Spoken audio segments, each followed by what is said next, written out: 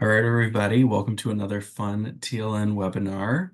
Today, we are talking about responding to aggressive workplace behavior. We have Ellen Abbey-Johnson here to talk a little bit about that, and I'll let her take it away. Great. Thank you so much, DJ, and thank you everybody for joining. My name is Ellen. I'm a licensed master social worker. I work for your employee assistance program, Encompass, which hopefully is not the first time you're hearing that name. So primarily my days are spent in sessions providing therapy for individuals and couples and families. I do that in person over in Grand Rapids or virtually. And I'm also one of our clinicians that handles a lot of our trainings as well as crisis response for on-sites. I was telling DJ before, I really always enjoy the opportunity to be able to present. I love being able to engage and work with a group and just be able to interact with more people. So I appreciate everybody joining today. A little bit about myself. I've been with Encompass for about 6 years. Prior to being full-time with Encompass, I worked within the juvenile detention facility, providing treatment to adolescents and their families. And primarily right now, I do a lot of work with healthcare as well as first responder groups. So again, I appreciate everybody joining today. The way I love to run trainings is the more engagement, the better. I always appreciate feedback and questions and hearing what has worked for you all, or maybe some sticking points that you want to talk through, because ultimately my goal is that you walk away with something useful for you in your role at the end of today's training. So I'll throw out some questions. Please feel free to unmute, to contribute, to utilize the chat. I will monitor that as best I can, but I know DJ is going to help me out with that as well, which I'm grateful for. Technology is not always my strong suit, so I will do my best there, but please feel free to ask questions at any time, and I'll be sure to leave some time at the end for questions as well. So for today, we were talking about responding to aggressive behavior in the workplace. Really, first and foremost, we're going to kind of identify what does that behavior look like in the workplace. And then we're going to go into some tips and tricks in terms of our communication, both verbal and nonverbal. We know those are both very important. And we're also going to take a quick look at our own stress management and self-care techniques. What can quickly escalate a situation is if we are not doing well or at our baseline ourselves. So we want to be sure to give that credit as well, and make sure that we're in tune and checking in with how we're feeling individually. So just some brief terms that we're going to kind of use throughout today's session. So a work setting, that can look very different. And I know that you all, maybe you work in the same setting as each other, maybe you don't, maybe you're at different locations, maybe some of your work is virtual. So really, I'm going to use work setting to kind of encompass all of that, your physical workspace, but as well as the parking lot, as well as if we get together offsite for maybe a training or a get together, or maybe when we're working from home and we're engaging in the virtual workspace together. Workplace violence, we're going to utilize that in terms of if there's threatening behavior or we're kind of tipping the scale to kind of an extreme of the continuum of some abusive behavior that can be physical, verbal, emotional. Anger, that's the emotional state. Again, that can be a wide continuum from some mild irritation to some annoyance to rage. And then we're going to look at what about when it gets hostile, when, maybe it's that anger has ramped up to now we have some aggressive behaviors and we're showing maybe some destructive behaviors towards other people or towards objects. And then we're also going to talk loosely around kind of a term that we use sometimes of difficult people. What's hard about this term difficult people is that I think if we're honest, we have all fallen into that category at some point in our lives, right? Or we have been somebody's difficult person because we're human and we have emotions, we have reactions, we have bad days. But when we think about a difficult person, there might be somebody that comes to mind. This is an area where I ask, please don't share. Think about that internally. Or maybe there's a set of traits that you know for yourself is more difficult than others.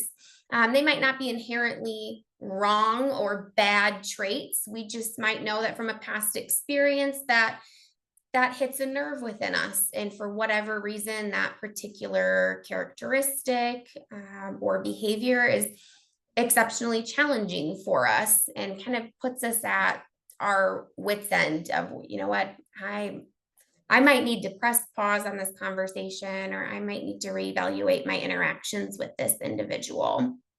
Maybe we notice some manipulative behaviors. Maybe we feel like someone's not being truthful, or maybe we sense a condescending tone. Those can all be examples of traits or behaviors that might rub us the wrong way and make it difficult for us to interact with that individual.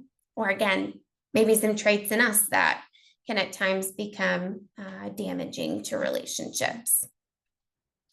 So to start, as promised, I love discussion. So I'm going to throw out what are some barriers to effectively handling a difficult or an emotional individual in the context of your workplace? Anything that comes to mind as unique challenges?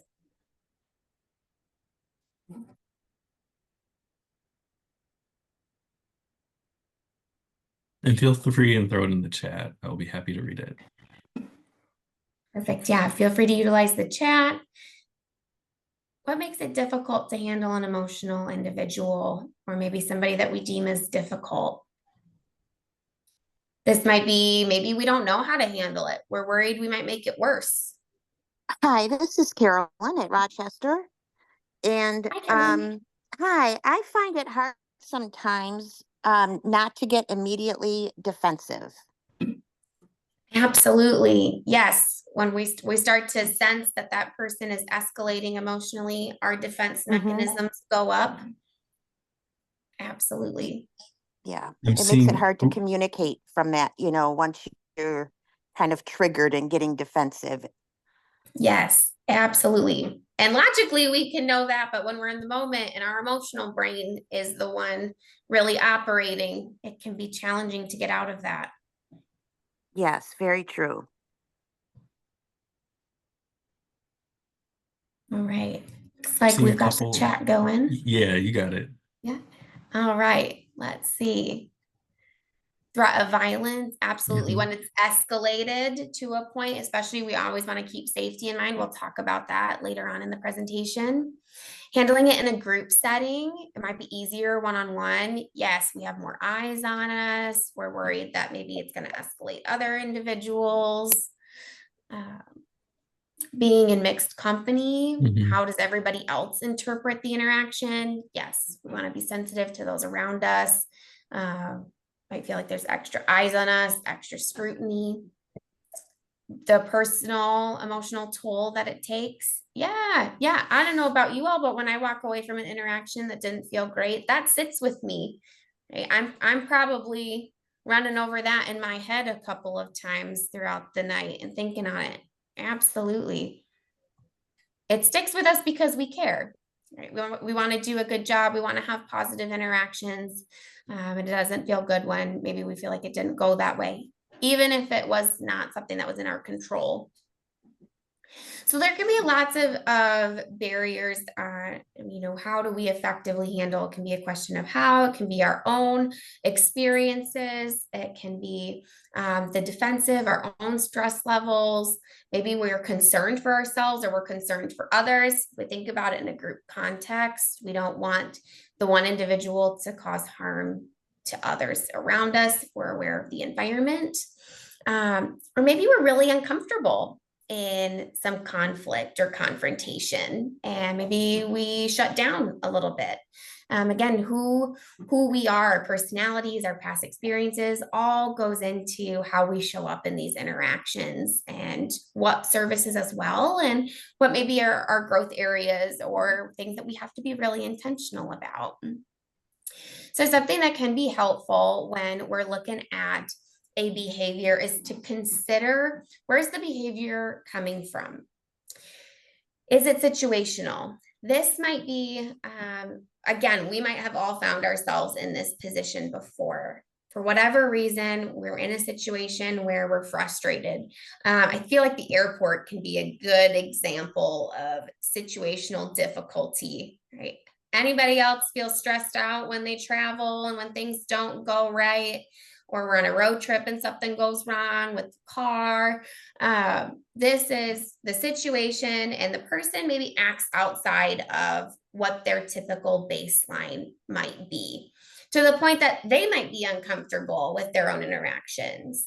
If we think back on maybe we've had an interaction where somebody has gotten upset or escalated a little bit, or maybe had a little bit of a disrespectful tone, and then they come back and apologize for it.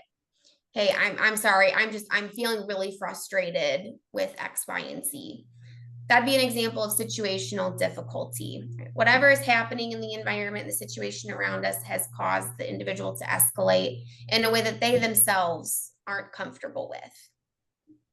Then we might have chronic difficulty. This is a pattern of behavior.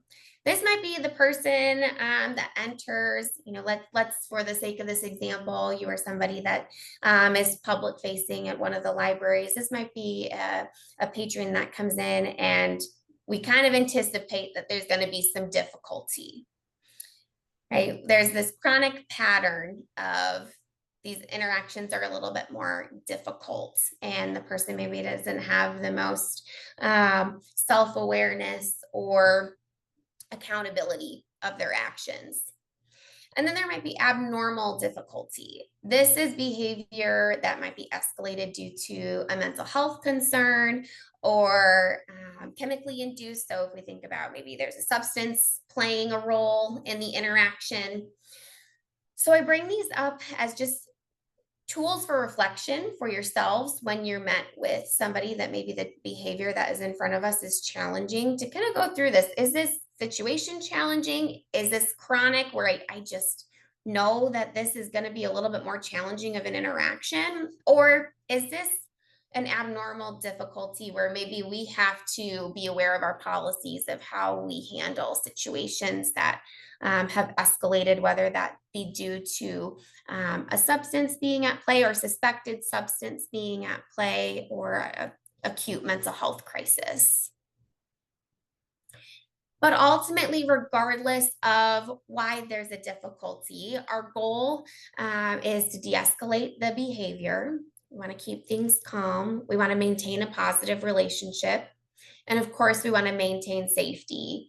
Now, these are not in order of importance. I would say first and foremost, safety is number one.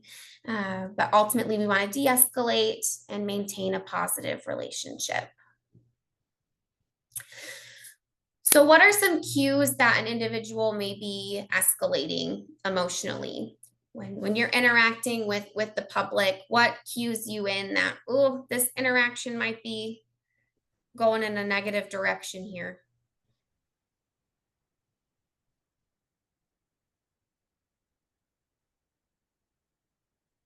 Or what behaviors start to make you uncomfortable? I'm seeing in the chat volume or raised voice. Volume? Yeah, absolutely. I think body language sometimes before they have even spoken, you can tell. Yeah. Yeah, they're kind of posturing in a way that raises our defenses of, oh, something's not quite right.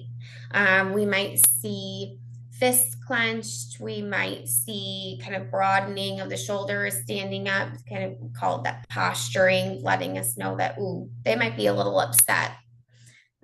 Person starts to fidget. So again, we're in tune with the nonverbals. Something just doesn't seem quite right. The person seems unsettled. Bad language or name calling. Absolutely. Anytime it turns personal to name calling or inappropriate language.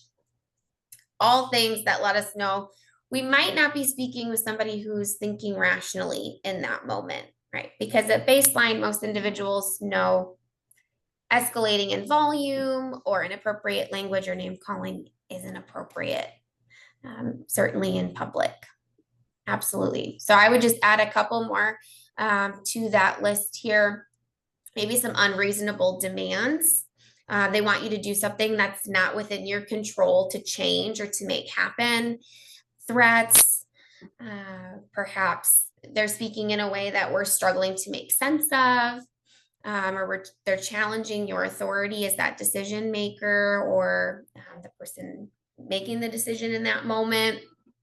And again, go into that one end of that continuum in that extreme if we start to see threats, or maybe we're seeing some cues that there's some influences or the person is under some influence of substances. So transitioning into how do we handle some of these situations? When we start to see some of these behaviors, it escalates from a volume standpoint, inappropriate language is being used. First and foremost, we want to stay focused on the person. We want to see them as the person and identify, okay, is this a circumstance where the situation is out of hand or the individual? Sometimes we kind of pre-label this is going to be difficult, and maybe the situation doesn't have to be. So asking ourselves some reflective questions. Is the behavior habitual? Again, going back to that chronic difficulty. Do most other people find this person difficult? Do your colleagues, is it kind of known that this individual can be challenging to work with? Or is maybe it a personality piece between you and this individual? And maybe they get along okay with somebody else. That happens, and there's no shame in that, right? That happens for me as a clinician, right? I can't be everybody's cup of tea, and that's okay. Because ultimately it's about that person finding the best fit for them. And if that's not with myself, that's okay. We don't always have to force that, right? And certainly in certain contexts where it might be okay to take yourself out of that equation. There might not always be times where that's possible, though. And that's where we're going to get into some of the de-escalation. We want to try to not take it personally, right? So if somebody is behaving in a way, especially if it's chronic, typically what we see is that behavior is consistent regardless of who that person is interacting with, right? So if it's a situation, regardless of who was helping that person manage the situation, if that escalated them, it was going to escalate them. If the person maybe struggles with some chronic maladaptive behaviors, right? Some of those difficult traits, probably regardless of who the person is, they're going to present the same way. So we want to try to create some distance between us and that behavior. This person is not doing this to me. Maybe this is the only way this person knows how to communicate, regardless of who's on the other end of the interaction. And right now, that's myself. We want to focus on the behavior and not the person. So we want to be cautious to identify, okay, this is the behavior that might need to change or that's causing some tension, and be cautious not to label the person. And also, we can change the behavior potentially or speak into the behavior. We can't change the person. All right, so we might be able to set some expectations of, I really want to hear you, but I need us to use softer voices so that I can help you, right? Again, we're addressing the behavior. We're not saying you're being too loud and you need to stop, right? That is a statement that's probably going to escalate or vamp up those defense mechanisms in that case and in that person. So we want to focus on that behavior and hold yourself to that same standard, right? And saying, okay, I hear you. I want to hear you. I need both of us to remain in calm, quiet voices, though. Setting that expectation, focus on the behavior.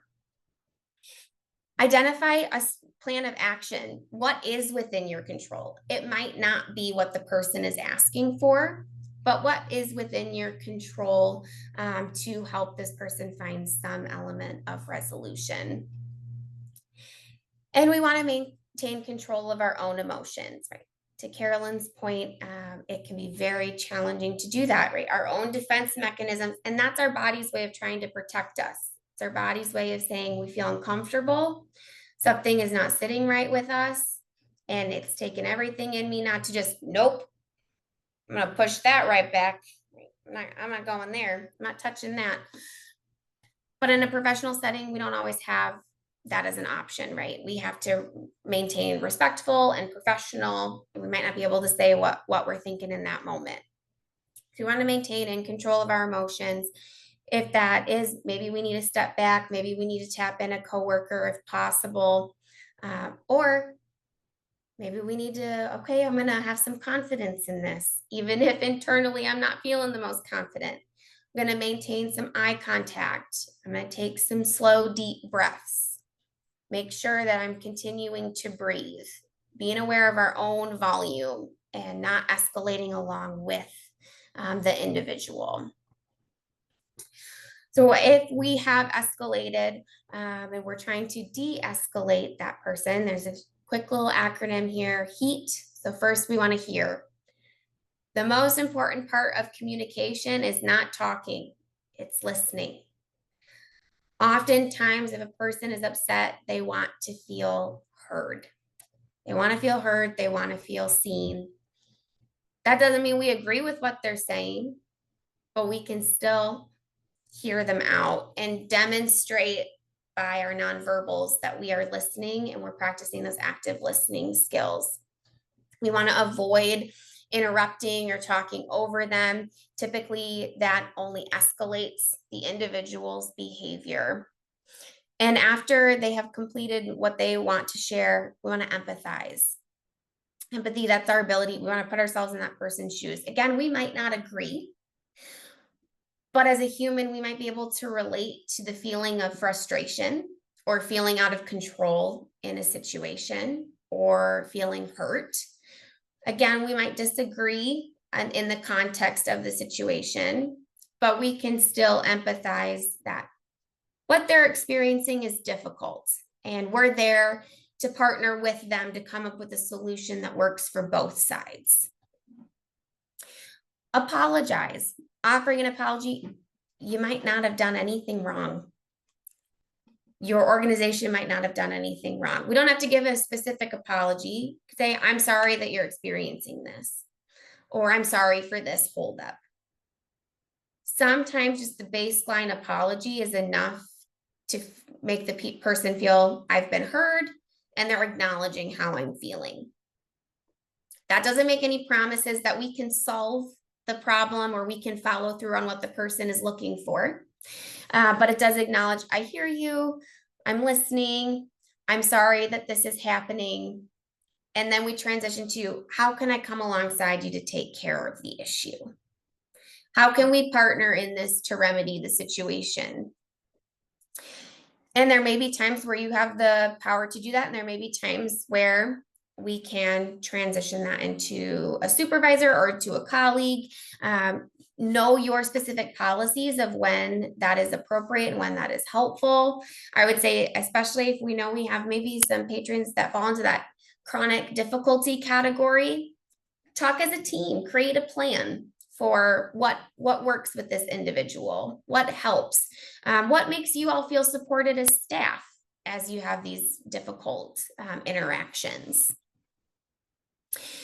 And ultimately, as we're de-escalating, we always want to be aware of where am I at, how am I communicating, and having that self-awareness so that we can step into that listening and that empathy. Because if I'm so concerned with my rebuttal or convincing the person that they're wrong, it's going to be very difficult for me to hear or to empathize with that individual. And I'm probably not going to be able to de-escalate the situation.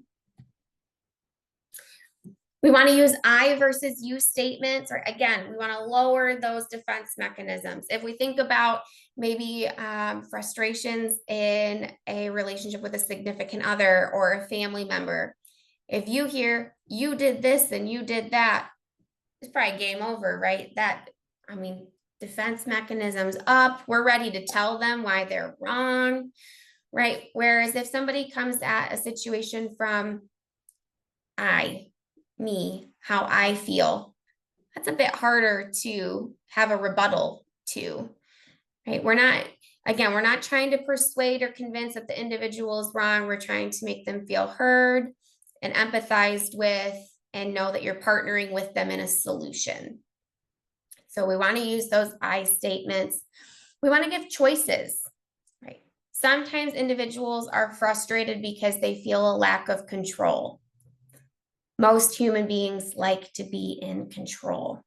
A lack of control often increases our stress and anxiety levels.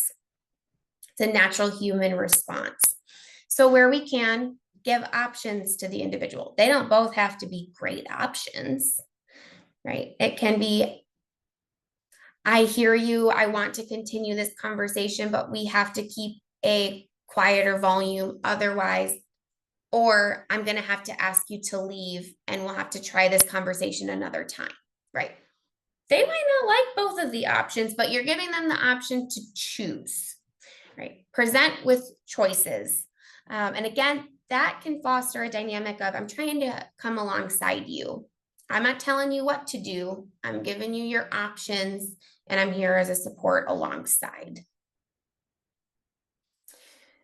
But of course, we want to protect safety. So be mindful in all of this as we're trying to de-escalate an individual. We want to be very mindful of our physical environment as well. We want to maintain eye contact and open body language. We don't want to create a dynamic where there are a lot of barriers, or maybe they are above us or we are above them. We want to be on equal footing. Again, demonstrating that partnership.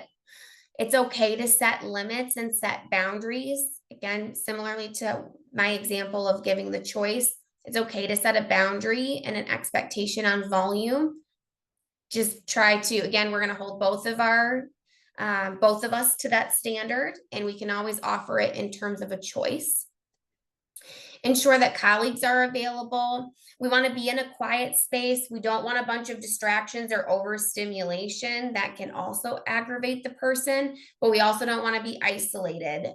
So I know that kind of sounds a little bit like a catch-22, but be mindful of our space where it can be quiet enough, but a colleague or someone is still available and close enough and aware of what's happening that we're not alone.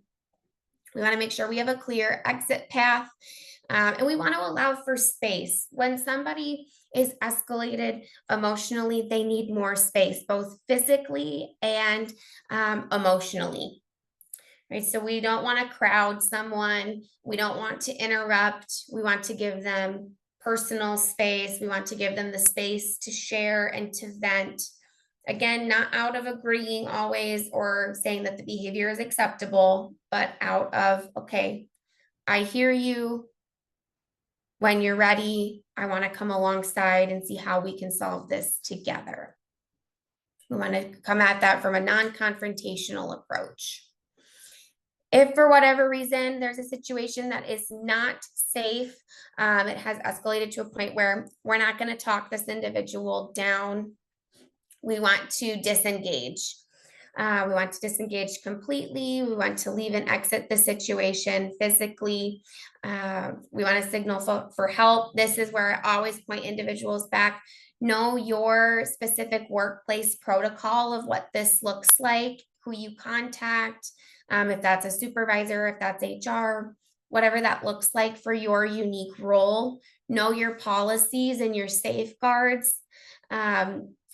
For example, at a previous employer, we had a name that we would use, and this name was only used if we were in a situation that was unsafe with a client, right? So we would make up some reason, whether we were at the front desk or back with a client. This was our kind of warning name that something wasn't quite right and we needed assistance, right? So know if you have something like that, some sort of code word or some sort of signal that cues everybody on the team into, we have a situation that's not safe and we know the protocol.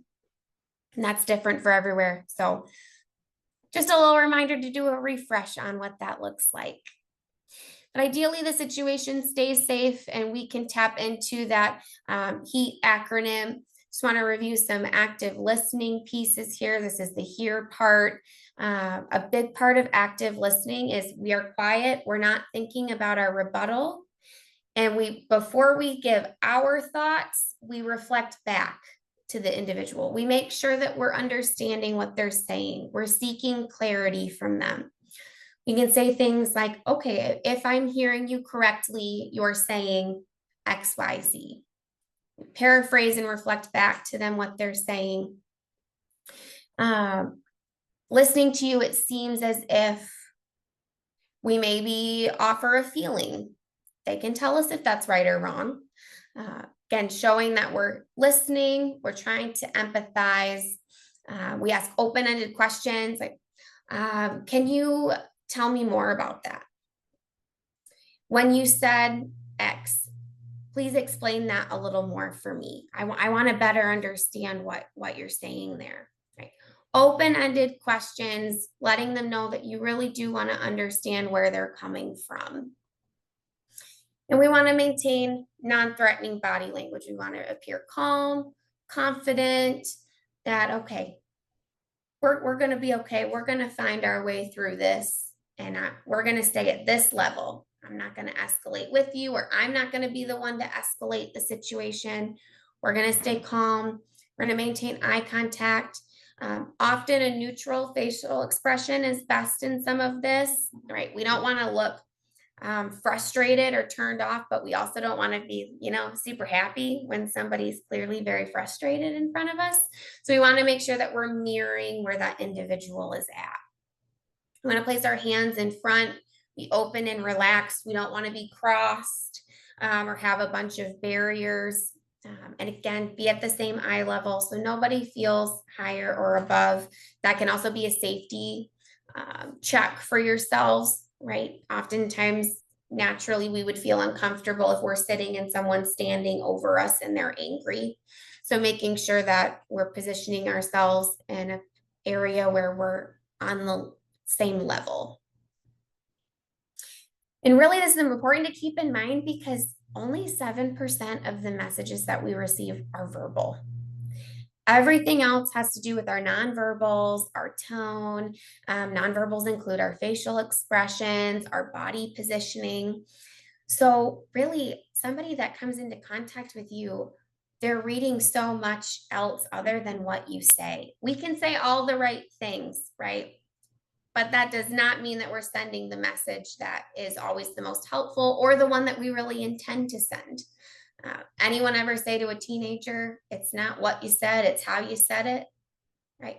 Teaching tone matters. The way that we are carrying ourselves matter. And so being very aware of messages that people are receiving based on how we are positioned and how we are speaking. So a helpful tactic in some of when we speak is to get that alignment is get them to say yes, get on the same page. So you're saying X, Y, and Z. Reflect back to them and then ask, is that right? If we can elicit a yes from that person, we can build that partnership of, okay, now I understand. Now we can transition into the T of that acronym of now we can take care of it. Now I understand. I've demonstrated to you that I want to hear you out. I've empathized. Now we can get to taking care of it. We want to avoid falling into getting threatening ourselves or arguing or challenging. Again, it's not a matter of right or wrong. It's how can we bring about some level of resolution? And we want to be mindful of what we're telling ourselves about the situation. Sometimes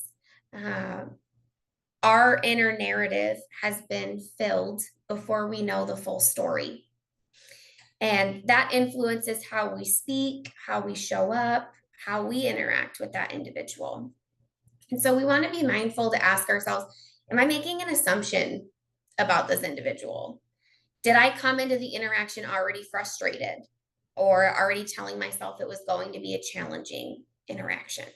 We might be right, But if that's what we're telling ourselves, we might be unintentionally contributing to the situation. So we want to be mindful that we're not jumping to conclusions, we're leaving room to be open and to receive what the person in front of us has. So I was working with an individual who worked in finances, and I'm going to stay vague intentionally and change some details, but was working within finance, and a woman had called very distraught because she had fallen for an internet scam. And of course, very, very upset, right? I mean, all these questions and probably verbally escalating, talking very quickly, loudly, throwing a lot at this person. And this person was upset, right? I get these calls all the time. When are people going to start listening to the warnings? How do people keep falling for this? Right? All of these frustrations that are natural from their perspective as a human. Well, then the woman apologizes and takes a breath and says, I'm sorry, I know I'm frustrated. I just lost my husband 2 weeks ago, and he took care of all the finances, and I just don't know what I'm doing. Well, then the person I was working with felt terrible, right? Because, well, no wonder this woman fell, right? She didn't regularly access the finances. She's, swimming in all of this grief. And then it turned very quickly to, I want to hear this person out. I have so much empathy for her. What can I do to right this? And not that everybody who presents as difficult is dealing with that level of grief or that immediacy hurt. However, the people that we interact with, we never know their full story or what's going on. And so my challenge to you all is just to leave room for that empathy, to leave room for the behavior is inappropriate and frustrating to me. That doesn't mean the person is. And I don't know what might be going on with that individual. And maybe they're having a hard day. And I know it would be nice that if the public extended that same courtesy to you all as individuals that provide valuable service to them and are there to help, but we don't have control over that piece. We have control over how we show up and our mindset going in. And so I just say that as, making sure that our perspective is one that is helpful and coming from a place of openness and empathy to at least give the opportunity to, again, going back to those goals, de-escalate and maintain a positive relationship. Not out of having to agree, but out of, I can recognize I don't always know what's going on with an individual. And I'm just seeing the behavior. And some of that can be changing our perspective. Right? We can be quick to label individuals or label actions. And we all do this. That's natural as human beings. We love to categorize, right? Good, bad, right, wrong. And sometimes life is a little bit more gray. So looking at these, instead of this person has anger issues, maybe they're scared and their body has tripped into fight, flight, or freeze. They're now activating out of a stress response and probably not the most logical space. This person's being manipulative. Well, maybe that's the only way they know how to get their needs met. That's the way they know how to control the situation, how to get what they need. Maybe this person is lacking the appropriate skills. Right? They're uncontrolled. They are angry. They are acting inappropriately or acting out. Well, maybe they don't know how to cope, or they don't have the appropriate skills, or they're dysregulated and they don't know how to bring their system back down. Now, I'm not suggesting that we take on the weight of the world and we have to course correct all of that for everyone, because that's too much. However, we can have empathy. We can challenge our labels. We can challenge the mindset we go into some of those interactions with. We can look at ourselves and say, when do I maybe display some of this? Or where is some of this trauma-informed view maybe fit for me? Where are the times where I find myself emotionally dysregulated and I struggle to know what's helpful to calm my system, to bring myself back down to a space of peace? And what might I need to do to hone that in a little bit more or to develop some of those skills?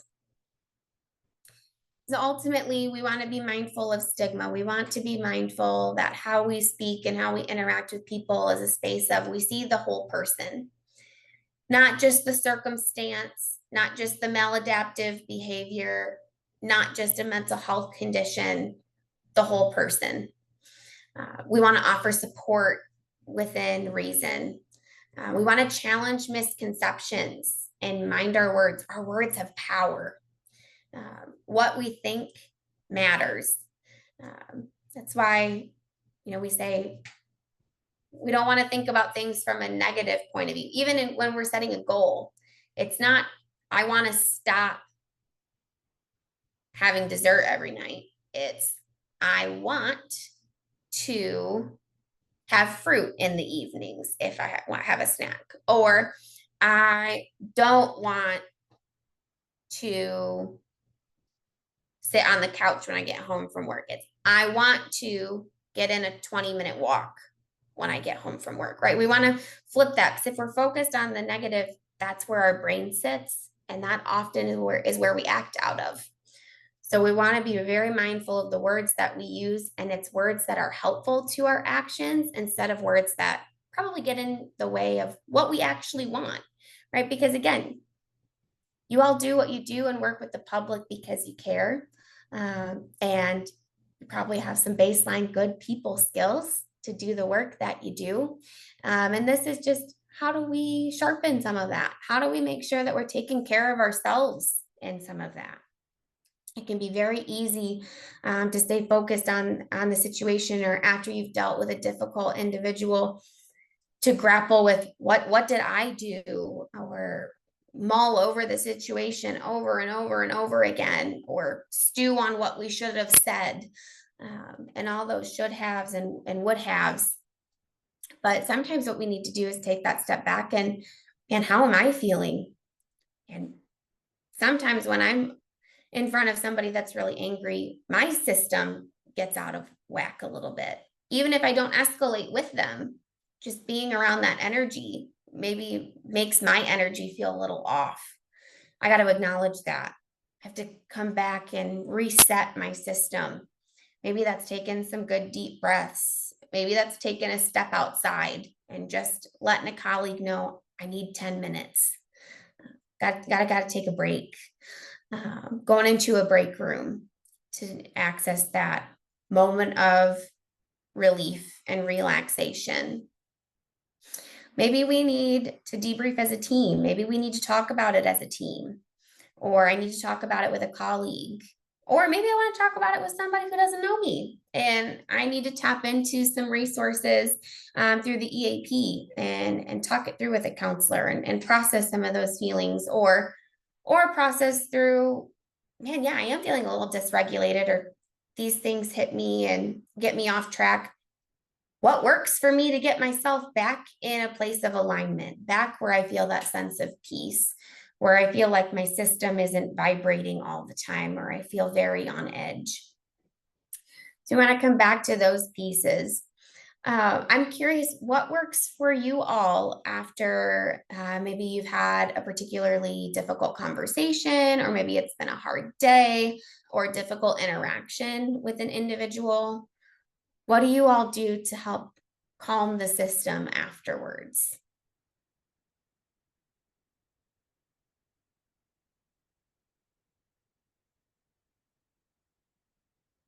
I've seen go for a walk in the chat. Going for a walk? Absolutely. Change of scenery can do wonders for us. Get out and take a moment. And in Michigan, we got to enjoy the opportunity to get out and walk while we can. Because at some point, that's not going to feel very enticing to bundle up. Absolutely. Others, what do you do to help calm after a frustration, or maybe after we've noticed we've gotten defensive. Read something positive or encouraging. Yeah, bring some lightness back in, right? Maybe we need to add in some humor, bring it back down. Change tasks or work on something else. Yeah, we got to physically step away. Take deep breaths, focus on calm breathing. Yes. Well, because when we have escalated, typically our heart rate increases.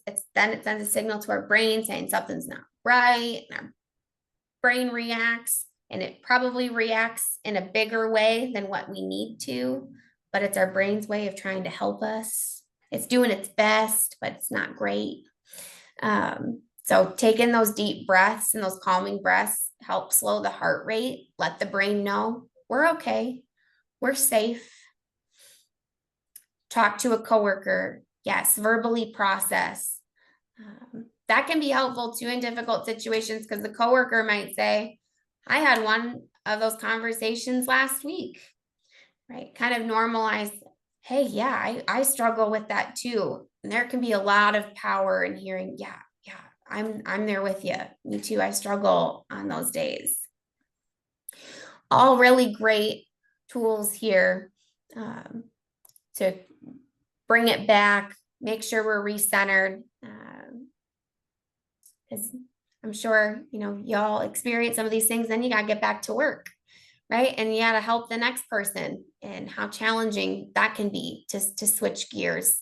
So take those breaths, take those walks, have that conversation with a coworker, so that way you do feel like you can get back to it, but in a way that's honoring to where you're at and healthy.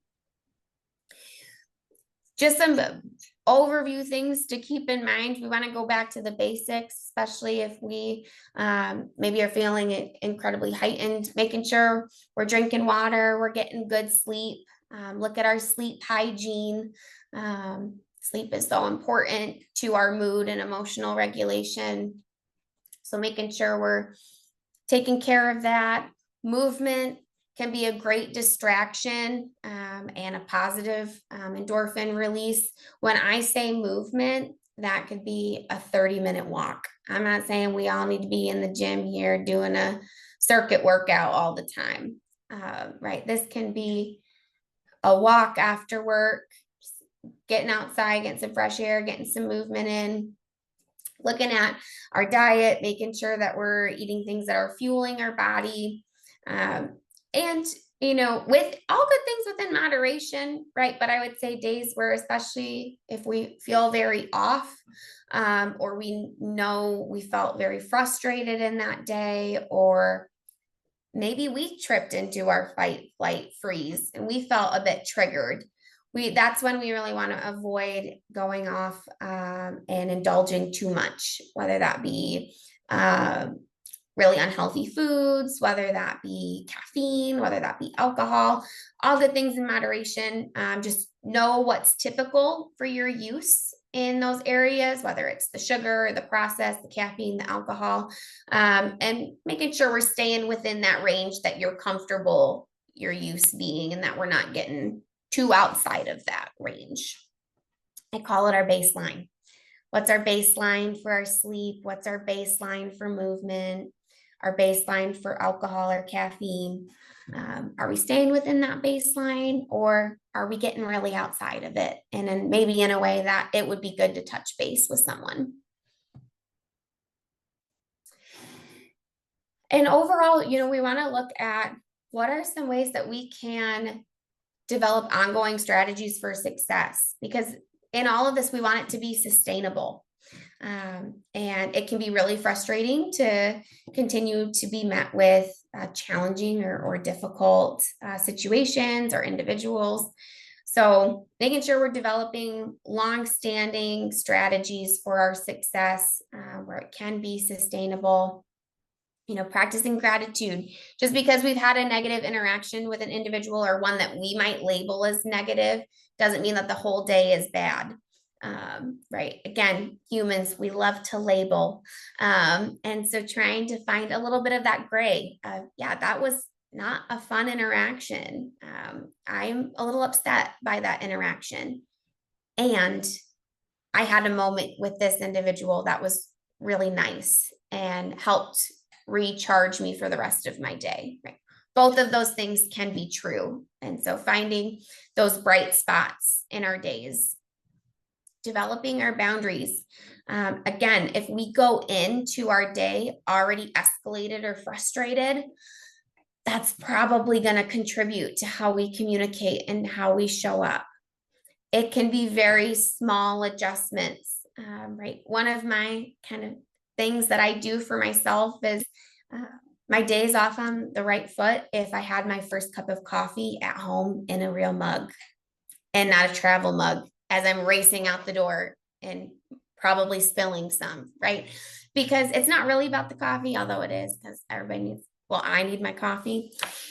What it really is about is I had the time to slow down, to set myself up for success. I wasn't rushed.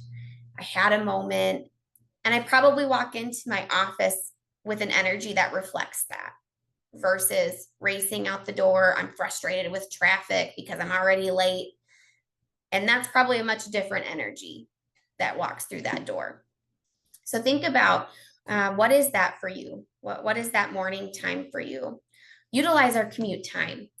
It doesn't just have to be wasted time. It could be time to have some silence, which for a lot of people, that feels like few and far between for the opportunity for silence. Maybe it's a podcast or an audiobook that you utilize just for your commute and it becomes something that you look forward to because it's something just for you. So create those moments of, yeah, it could be a boring drive, or we could focus on the traffic or the construction, or we could do something that we enjoy and utilize that time. And lastly, I just want to hit on boundaries. Sometimes we're frazzled because we're taking on so much. And some of those things are things that we can't let go of. But are there things that maybe we're carrying that we can say no to, whether that be in our personal or professional life? Making sure we know our limits, and are we operating at 95% capacity all the time? So when we have 10% added by that difficult citizen, we don't have room for it. And the reaction is probably much bigger than if our capacity was maybe at 75% and we had room for that additional 10. So keeping that in mind, when we say yes to something, we inevitably say no to something else. And so being mindful with what gets your yes and what gets your no, and that we're at a capacity that is manageable and accounts for the random things that come up. Because if there's one thing I know to be true, it's that everybody's got stress, and that's inevitable, and things are going to continue to pop up. And so making sure we're taking care of ourselves so we're not always operating at that tippy top, and don't have room for the unexpected or for some of the day-to-day frustrations. So just in closing here, we want to consider the situation, consider all the factors. We want to make sure we're maintaining safety in that relationship as best we can. Utilize those active listening and those nonverbal skills to communicate. I want to hear you. I want to empathize, apologize if necessary, and now I want to partner with you to take care of it. And lastly, make sure you're taking care of yourselves. You all have hard jobs. You're faced with areas of the public. Anytime it's public facing, there's unique challenges. Ask for help when needed. Know your resources and how to reach out. And with that, I just want to put on the screen here that 800 number, and as well as our website. This is a 24/7 line. So if ever you need anything urgent or you just want to talk with somebody right away, you can always utilize that number. So just keeping that in mind as an additional resource in your pocket. And I would always encourage, don't wait till we're at a crisis point to call.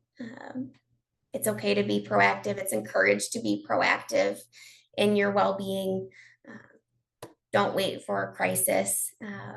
It's okay to just talk with somebody and set up that baseline. And so then you know who you want to call when a crisis does happen. So I encourage everybody, save that phone number, keep that somewhere close, and feel free to reach out anytime. In our last couple of minutes here, I just want to open it up for any questions, any comments, questions on the presentation or services.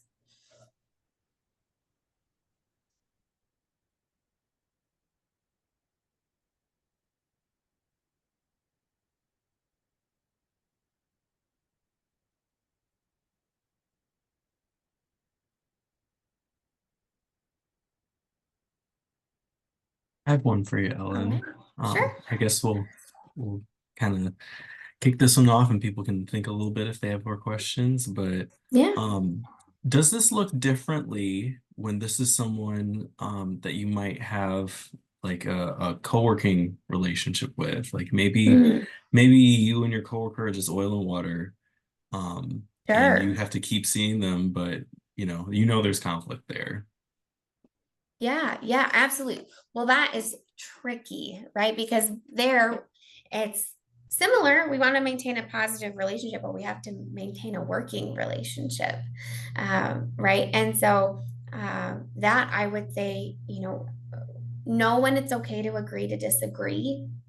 Um, Keep things at the surface level if that is what feels best. We don't have to be friends with everybody that we work with or buddy buddy, and sometimes that's not appropriate. So it's okay to have some boundaries there and look at, are there ways where we can interact well in the professional setting, but maybe that just doesn't translate in terms of personal topics. And if it has, escalated to a situation where we're struggling with the professional piece, that can be a helpful time to bring in a supervisor to help mediate, or HR, or again, to speak with a professional and kind of talk through, what ownership do I have over the situation? How am I showing up, and what can I do to contribute to the healing of this professional relationship? At least to be able to work with one another. But I would say that that HEAT acronym can be translated quite well in terms of, if we're going to try to problem solve it, let's hear each other out, have empathy. It's okay that we have different perspectives. We can still empathize, apologize for the aspects we can take ownership over. And then what are we both willing to do to maintain a healthy working relationship moving forward? And we both have responsibility in this. And what are we both willing to do to make this better? Sometimes with conflict, it's just coming to that common ground of what we're currently doing isn't working. We have different ideas as to why that is, whose fault it is, but that doesn't matter. It's not working. So what are we both willing to do to make it better? Because neither of us want to be miserable.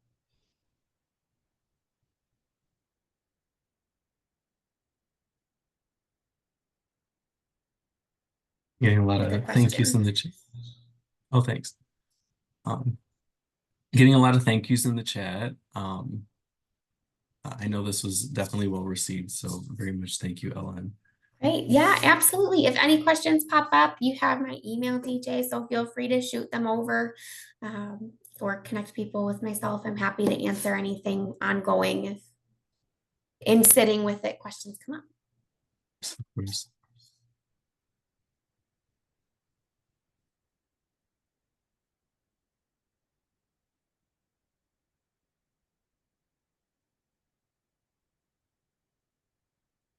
Well, with that, I will wrap us up. Thank you again to Ellen and to Encompass EAP for such a great presentation. And then, of course, yes, if you do have questions, feel free and shoot them my way. I'll be happy to pass them along. Great. Thank you all so much. Thanks, DJ, for setting this up. No problem. Take care, everyone. Right. Bye.